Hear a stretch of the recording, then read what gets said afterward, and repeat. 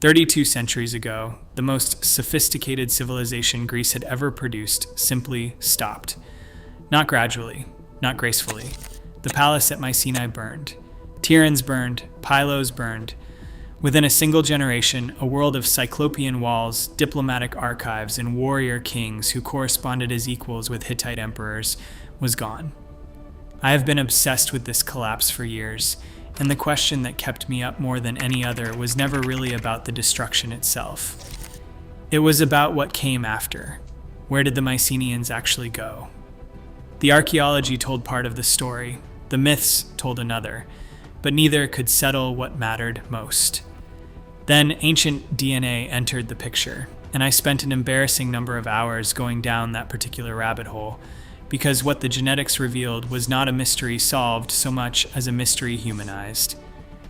Traceable people, living descendants, a story that ends not in silence but in continuation. To understand what was lost, you first need to understand what existed. And what existed by the middle of the second millennium BC was something the world had never seen before and would not see again for centuries after its destruction. Picture the citadel of Mycenae as it stood around 1300 BC. Not the sun-bleached ruin you can visit today, but a living, functioning palace complex. A megaron at its heart, walls covered in vivid frescoes, storage rooms packed with grain, oil, and bronze. Administrative scribes recording everything in a script we now call Linear B, the earliest known form of written Greek. A lion gate at the entrance so massive, so precisely engineered, that later Greeks assumed it could only have been built by giants. They called it Cyclopean masonry because only the mythical Cyclopes could have moved stones that size. They were wrong about the giants, but they were not wrong about the scale. Mycenae was not alone. Tiryns stood nearby, likely functioning as a naval command center, its walls at certain points nearly 17 meters thick.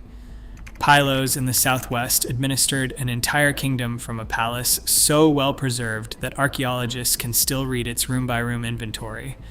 Thebes in Boeotia controlled the fertile plains of central Greece from a citadel whose treasury held cylinder seals imported from Assyria, the Hurrian kingdoms, Cyprus, and the Hittite Empire.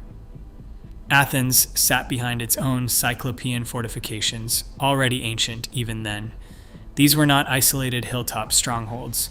They were nodes in a functioning administrative system, each one connected to the others by roads engineered to carry chariots, by trade networks spanning the entire known world, and by a shared bureaucratic culture that recorded everything from wool shipments to land grants to the names of individual rowers in the fleet.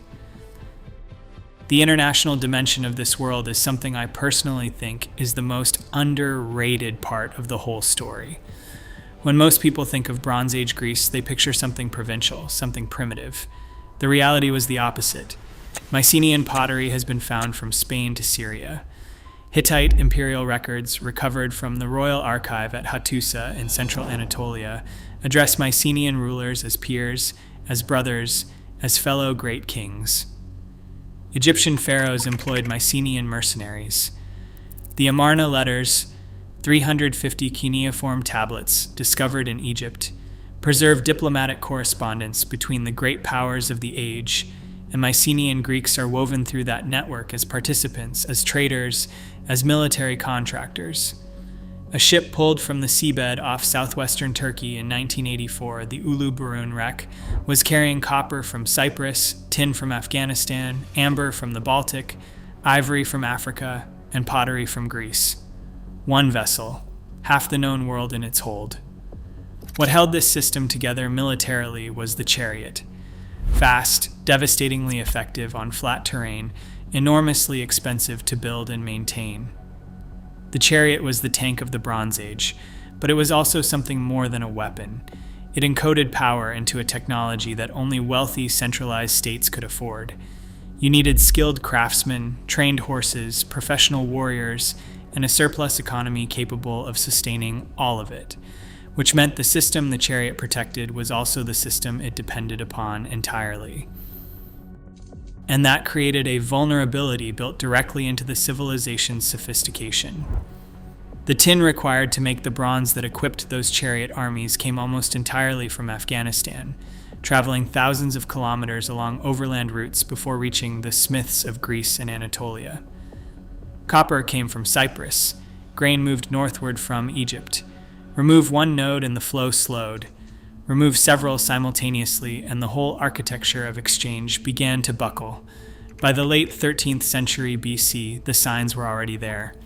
The palace at Pylos was stationing Coast Guard units along its coastline and ordering emergency sacrifices. Mycenae extended its walls and dug a secret underground cistern connected by tunnel to a distant spring, useful in a siege. Tyrans did the same. These were not the building projects of a confident civilization at its peak. These were the building projects of people who had started to feel genuinely afraid. The world they had built, the most interconnected, the most prosperous, the most administratively sophisticated world Greece had ever known, was standing at the edge of something it had no framework to anticipate. And within a generation, almost all of it would be gone. Here is where the simple story breaks down entirely. For a long time, the instinct was to treat the Sea Peoples as the explanation for the Bronze Age collapse. A mysterious force arrives from somewhere beyond the known world, tears through every major civilization in the Eastern Mediterranean, and the palace economies fall like dominoes. Causation established. Case closed. It is a clean narrative, and it is almost certainly wrong. Or at least so dramatically incomplete that accepting it means missing most of what actually happened. The more carefully archaeologists and scientists have examined the evidence, the clearer it has become that the collapse was not a single blow delivered by a single agent. It was a cascade, a system failure of compounding crises arriving faster than any one of them could be addressed individually. And to understand what that system failure actually looked like, you have to start not with invaders, but with the weather. Paleoclimatology has added something to the collapse debate that no amount of pottery analysis ever could. Pollen samples extracted from lake beds across the eastern Mediterranean tell a consistent story. Beginning around 1200 BC, the region experienced a prolonged and severe drought. Rainfall dropped significantly across large areas. In many places where crops had sustained dense populations for centuries, the ground was becoming desert. For highland kingdoms like the Hittites, already operating on thin agricultural margins in good years, already dependent on grain shipments from Egypt that had to travel enormous distances to arrive, the consequences of sustained crop failure were not economic inconvenience, they were existential. You cannot run a chariot army or maintain a palace bureaucracy when your population is starving. Then there are the earthquakes. Seismological analysis of 12th century BC destruction layers across the eastern Mediterranean reveals a remarkable clustering of major seismic events across Greece, Anatolia, Syria, and the Levant. At multiple sites, the destruction signature is consistent with earthquake damage rather than deliberate burning. Walls collapsed inward, structures pancaked in the specific way that seismic events produce. Egypt sits outside the zone that absorbed these shocks, which may go some way toward explaining why Egypt alone among the great Bronze Age powers managed to survive, weakened but intact, while everything around it fell. Geography as destiny. The tin supply deserves its own moment, because this is the piece that tends to get glossed over, and it is absolutely critical. Bronze Age military power was literally made of bronze. Bronze required tin. Tin came almost entirely from Afghanistan. When the overland routes carrying it westward were disrupted, the consequences rippled outward through every army, every palace economy, every system of political control that depended on bronze to function. Iron existed as an alternative, but smelting it required significantly higher temperatures, making it technically demanding and initially rare. The shift toward iron that followed the collapse was not a technological choice made by forward-thinking innovators. It was an adaptation to scarcity. And iron, once mastered, proved to be the great leveler, because it could be found almost everywhere. which meant the technological monopoly that had kept palace economies powerful was permanently gone. The internal dimension of the collapse is perhaps the most unsettling piece of the puzzle. As I covered in my full video on the Mycenaean world, at several sites the destruction pattern is very specific. The palace structures burned. The surrounding settlements did not. That is not the signature of an outside invader sweeping through indiscriminately. That is the signature of people who knew exactly what they wanted to destroy. Populations who had spent generations paying taxes and supplying conscripts to palace economies now watching those same economies fail to protect them from famine and earthquake and coastal raids may have drawn their own conclusions about where the problem originated. What all of this produces is a picture in which the Sea Peoples were as much symptom as cause. People already displaced by drought, or freed from collapsed palace authority, or drawn into a power vacuum created by the simultaneous failure of every major stabilizing force in the region. Wolves, certainly. But wolves circling a wounded animal, not a healthy one. The world the Mycenaeans had built was already destroying itself from multiple directions simultaneously. The drought was undermining its agricultural base. The earthquakes were dismantling its physical infrastructure. The tin roots were strangling its military capacity. And in at least some places, its own population was finishing the job from the inside. The Sea Peoples arrived at the moment of maximum vulnerability. And in some cases, the Mycenaeans themselves may have been among them. The question of where the Mycenaeans went after the collapse is one that archaeology spent most of the 20th century trying to answer with pottery sequences and destruction layers. It made progress, but it could only take the story so far. To understand the full picture, you first need to understand what Mycenaean identity actually was, because it was not quite what most people assume. The Mycenaeans were not a single ethnic group in the modern sense. They were a palatial elite culture. Identity within that world was political and administrative as much as anything else. What defined you as Mycenaean was participation in the palace system, the wanaks at the top, the hierarchy of officials below, the dependent farmers and craftsmen and soldiers beneath them, all of it held together by linear bureaucracy and the redistributive economy of the palace center. When the palace system collapsed, the identity it had generated did not simply transfer cleanly to whatever came next, but the people remained. What the archaeology makes clear is that the Mycenaeans had been spreading themselves across the Mediterranean long before the collapse. This is something the Hittite records document in remarkable detail. A city on the Anatolian coast known to the Hittites as Milawata, almost certainly the later Greek city of Miletus, was under Mycenaean influence or control from as early as 1450 BC.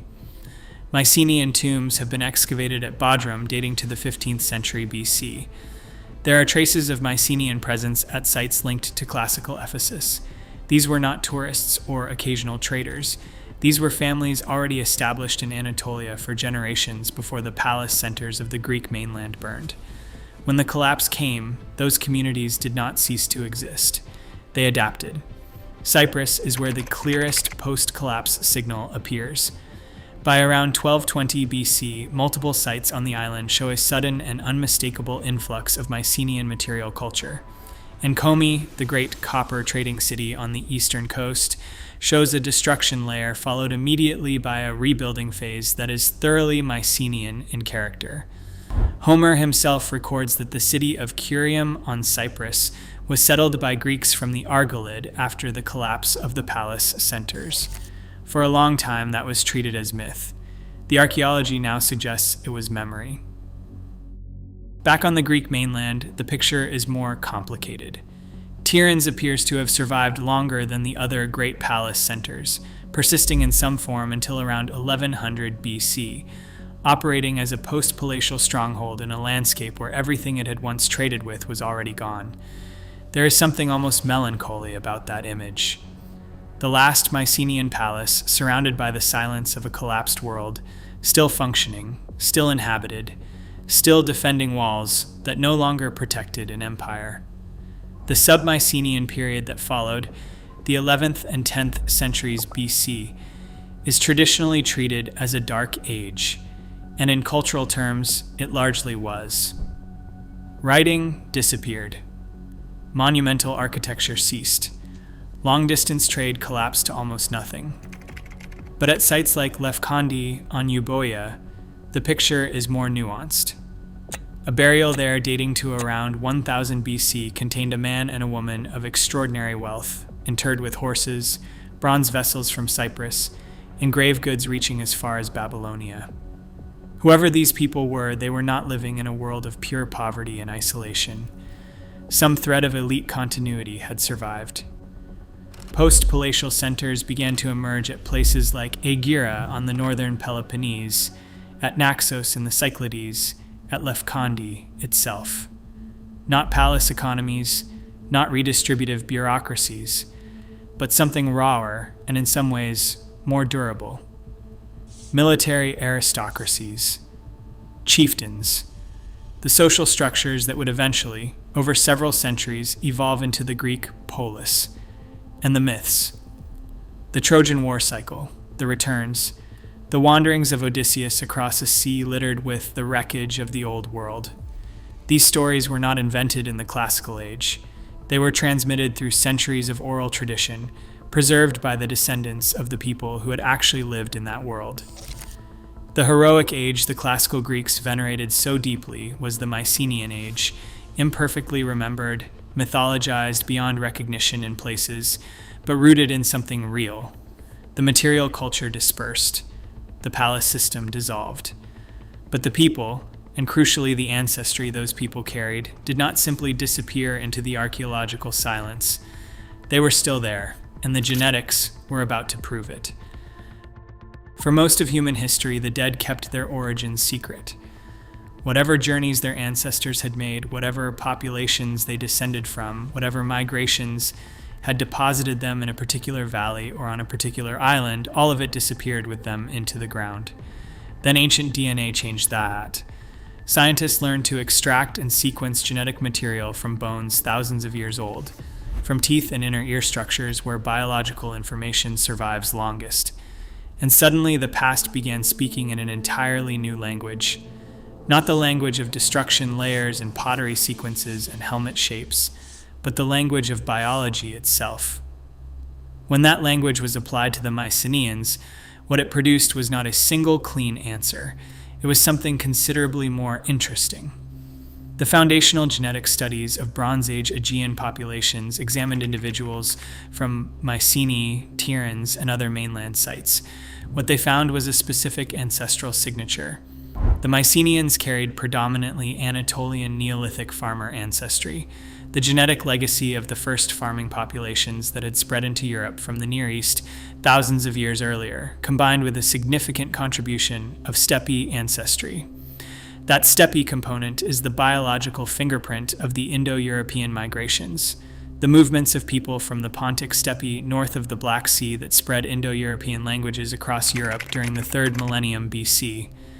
The Mycenaeans were not an isolated or purely indigenous population. They were the product of earlier migrations, layered one on top of another, exactly as the archaeological and linguistic evidence had always implied. Then came the Minoan comparison, and this is where it gets genuinely fascinating. Minoan individuals from Bronze Age Crete showed predominantly Anatolian Neolithic ancestry with little or no steppe contribution. Genetically distinct from their Mycenaean contemporaries despite centuries of cultural exchange, shared artistic traditions, and clear evidence of political contact. The two civilizations that effectively defined Bronze Age Aegean culture were biologically different populations. They had converged culturally while remaining distinct genetically. That detail alone tells you something important about how the ancient world actually worked. The Cyprus signal is where the post-collapse story starts to become legible in biological terms. Genetic work on Bronze Age Cypriot individuals from post-collapse occupation layers shows a measurable increase in ancestry consistent with Aegean origin. The biological fingerprint of the migration that Homer recorded and archaeology had documented through pottery sequences is now visible in the genomes of the people themselves. Not interpretation, not analogy, actual ancient DNA from actual individuals buried in Cypriot soil after 1200 BC, carrying ancestry that was not there before. The Philistine connection adds another dimension. As I covered in my video on the Sea Peoples, researchers extracted ancient DNA from individuals buried in the earliest layers of Ashkelon, one of the 5 cities of the Philistine settlement on the southern Levantine coast. What they found was a clear and unambiguous signal of European and Aegean ancestry in the earliest Philistine burials, ancestry that was simply absent in the Canaanite population that had occupied the same region in the preceding centuries. The archaeological argument and the genetic argument were for the first time pointing the same direction simultaneously. The Paliset, long connected by scholars to the Aegean world on the basis of pottery styles and architectural traditions, now carried biological weight behind that connection. What the DNA does not show is equally important. There is no evidence of complete population replacement on the Greek mainland after the collapse. The ancestral signature that defined the Mycenaeans does not simply vanish from the record. It persists, diluted, blended with incoming populations over subsequent centuries, but traceable. Sub-Mycenaean and early Iron Age Greek individuals show clear genetic continuity with their Bronze Age predecessors. The Dark Age was a civilizational catastrophe. It was not a biological extinction event. The people who stumbled through those centuries of poverty and isolation after the palace system fell were, in a very real genetic sense, still the descendants of the people who had built it.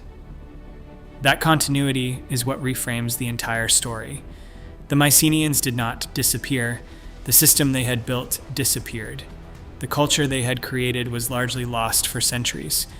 But they themselves, the biological human beings, their children and grandchildren and great-grandchildren, kept living in the same landscape, farming the same land, sheltering behind the same cyclopean walls their ancestors had raised, even as the knowledge of how those walls had been built faded into myth.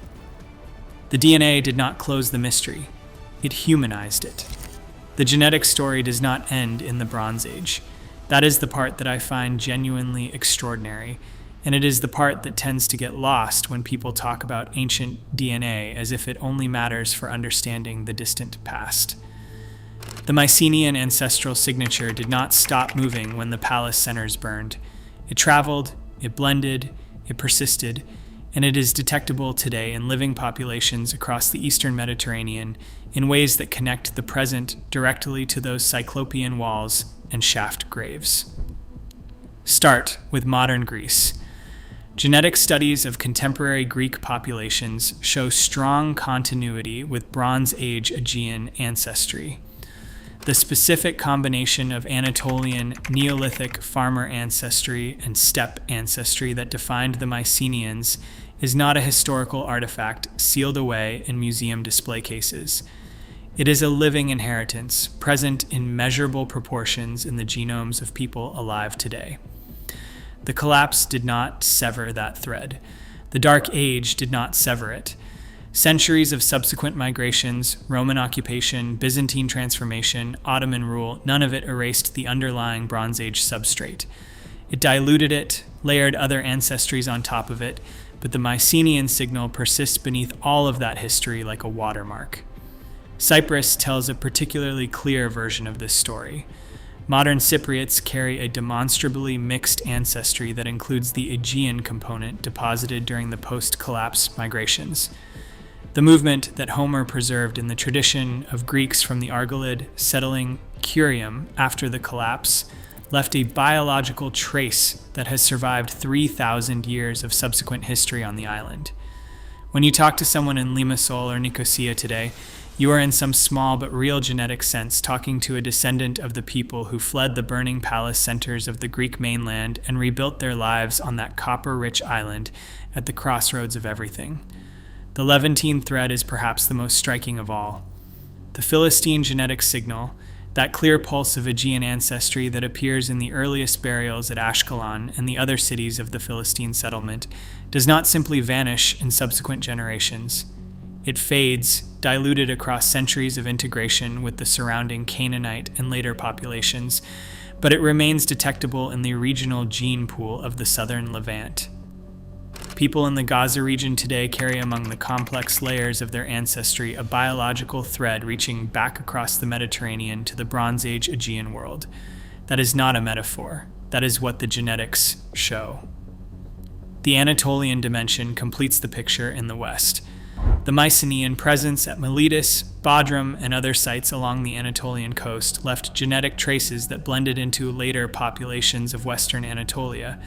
Those populations became the Ionian Greeks of the Archaic and Classical periods, the civilization that produced Heraclitus and Thales and Herodotus, the intellectual tradition that in many ways launched the Western philosophical project. The line from the Mycenaean settlers at Miletus to the Ionian Enlightenment is not unbroken, but it is traceable, and the genetics give it a biological dimension that purely cultural histories cannot. What blending means in practice is something worth sitting with for a moment. The Mycenaeans did not remain a sealed biological community wherever they settled. Like the sea peoples at Ashkelon, like Mycenaean migrants on Cyprus, they arrived, they settled, they intermarried with local populations, and within a few generations their descendants were genetically indistinguishable from the broader regional population. The boundary dissolved. The ancestry persisted invisibly, woven into the genetic fabric of communities that no longer thought of themselves as Mycenaean at all, that had no memory of the palace system or the linear B archives or the great Tholos tombs, but carried the biology of all of it regardless. The Greek Dark Age, viewed through this genetic lens, looks less like an ending and more like a submersion. The civilization went underground, culturally speaking. The writing stopped, the monuments stopped, the long-distance trade stopped. But the people were still there, still largely the same people, carrying the same ancestry through centuries of poverty and fragmentation until the conditions existed for Greek civilization to resurface in the Archaic period, transformed beyond recognition in some ways, but rooted in a biological continuity that had never actually broken.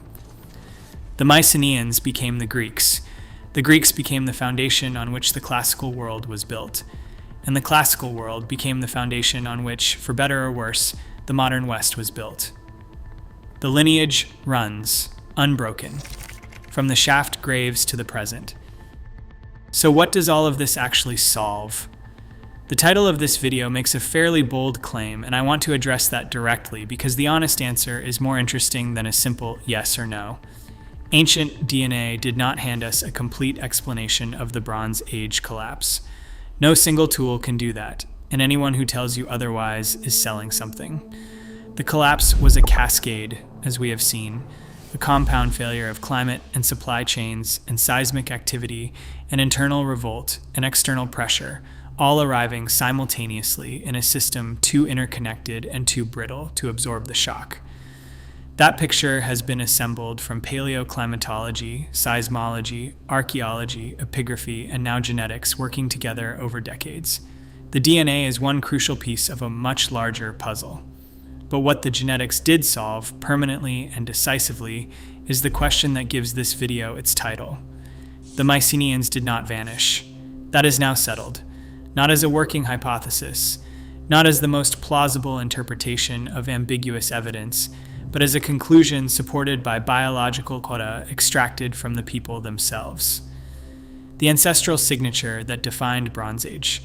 Mycenaean populations persist forward into sub-Mycenaean individuals, into early Iron Age Greeks, into classical period populations, into modern Greeks, into Cypriots, into communities across the Levant and Western Anatolia. The thread was never cut. It was only obscured, buried under centuries of cultural collapse and fragmentation, waiting for the tools to make it visible again. What the DNA confirmed that archaeology had long suspected is worth being specific about.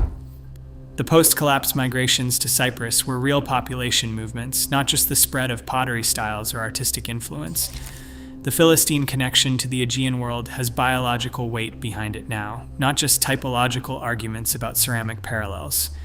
The sub-Mycenaean continuity on the Greek mainland was genuine demographic continuity, not just cultural conservatism among a replaced population. These were conclusions that careful archaeologists had been arguing toward for decades. The genetics did not overturn that work. It vindicated it and gave it a precision that material culture analysis alone could never achieve. What remains genuinely uncertain is equally worth being honest about. We do not know the precise mechanisms and timelines of dispersal in anything like the detail we would like. We cannot yet say with confidence exactly which communities on Cyprus or in the Levant received Mycenaean migrants and in what numbers. We do not know whether specific figures from the mythological tradition, Agamemnon, Odysseus, Nestor, correspond to real historical individuals, or are composite memories of a type of ruler rather than a specific person. The extent of Mycenaean political authority outside the core palace regions remains contended. These are not questions the current genetic evidence can answer, and future studies will inevitably complicate and refine the picture we have now. But here is the larger point, and I think it is the most important thing this video has tried to make. The DNA shifted the fundamental question. For most of the history of Bronze Age scholarship, the Mycenaeans were treated as a civilization that ended. The collapse was the full stop. Everything after was something new, something different, something that had to be explained as a fresh beginning rather than a continuation. The genetic evidence removes that framing entirely. It replaces the question of where the Mycenaeans went, as if they were a population that had to go somewhere specific to avoid disappearing, with the recognition that they never went anywhere at all.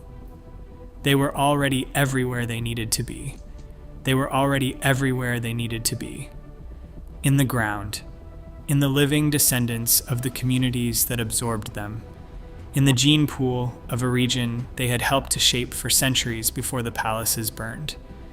That reframing is not a small thing. It changes how you read the Dark Age.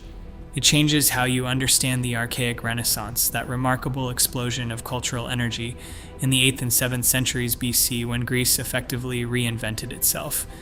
It changes how you think about the relationship between the Mycenaean world and the classical world that venerated its memory. They were not separated by a civilizational death and rebirth. They were connected by a biological continuity that persisted through the darkness. The palace system ended. The bureaucracy ended. The long-distance trade network ended. The writing ended, for a time. But the people who had built all of it kept living, kept farming, kept sailing, kept remembering in the imperfect way that oral tradition remembers, and kept passing their ancestry forward into a future they could not have imagined.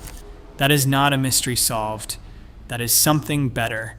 That is a connection established. The stones at Mycenae are still there.